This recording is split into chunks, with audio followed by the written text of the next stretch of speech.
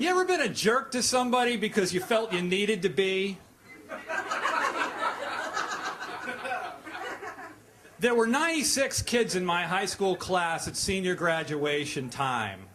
And I was legally blind, the only kid in my class who was. And I hadn't really tried to fit in any place with anybody. And so graduation for me was my last chance to appear to have blended in the whole time.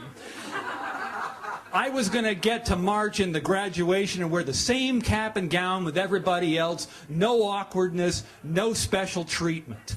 And unlike the prom, I was guaranteed a female walking partner from my class. And here was my chance to trade up from the loose collection of outcasts I'd sat at lunch with for the whole time to something a little better. So I was really particular about who I wanted. I knew I wouldn't get the smartest girl or the nicest girl or the prettiest. I was looking for somebody who was average or maybe slightly better. Now, all the girls I had been interested in during high school had always found other people to associate with when it counted. They'd found better cliques to sit with at lunch, they'd found more capable science lab partners, and older dates to the prom.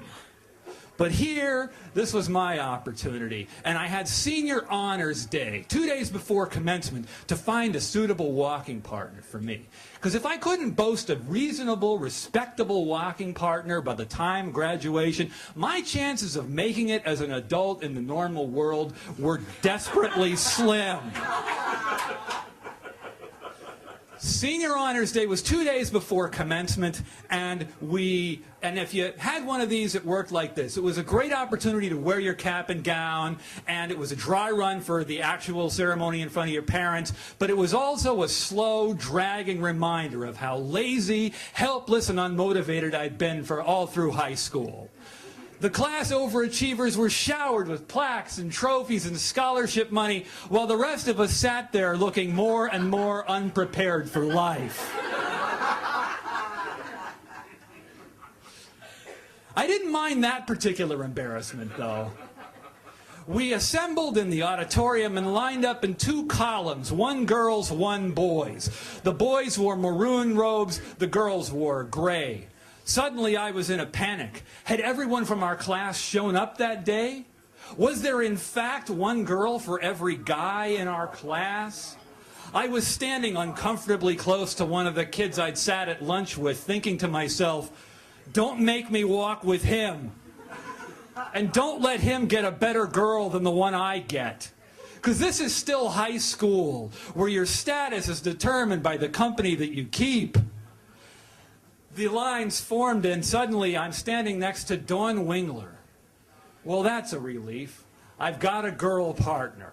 And I know Dawn Wingler because we had actually ridden the same bus together up to grammar school. Now, this was the short bus. And in the beginning, Dawn Wingler had been in a wheelchair. But then she was on crutches, and then she stopped riding the bus altogether. Now, and she was a year older than me. And I didn't really get to know Dawn because she was very plain, she was very quiet. She wasn't a pain in the ass, but she wasn't really that interesting to me.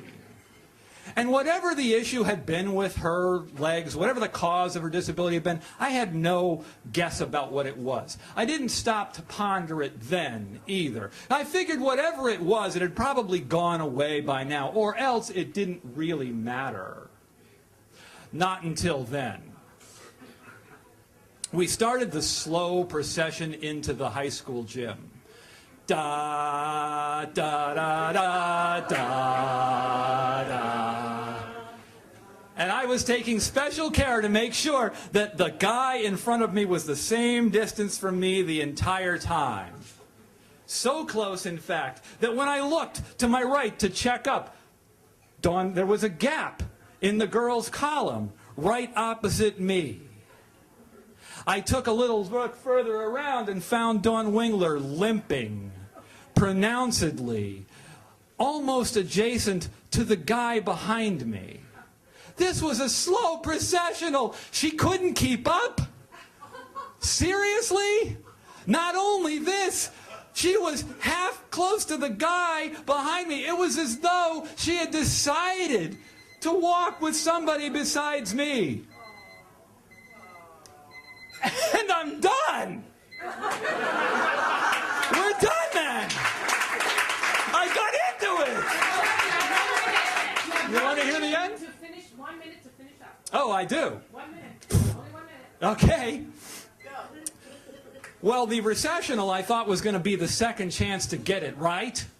But this was the end of school. This was the last 2 hours where we as a senior class had sat pretending to care about something we really hadn't cared about all year. We couldn't wait to get out of there. So the chasm between me and Dawn Wingler and the people in front of us opened up almost immediately. And I thought she would at least try to hurry up, right? But no, I started out a half step ahead of her, and she stayed stuck behind me, and all the guys who would have closed up the column with me stayed opposite their girl partners who were staying behind Dawn Wingler. And so the kids in the bleachers saw me stalking forward, snarling, "Come on!" back at Dawn Wingler, who was still limping along behind me, while I make the universal gesture for "come forward" with my arm.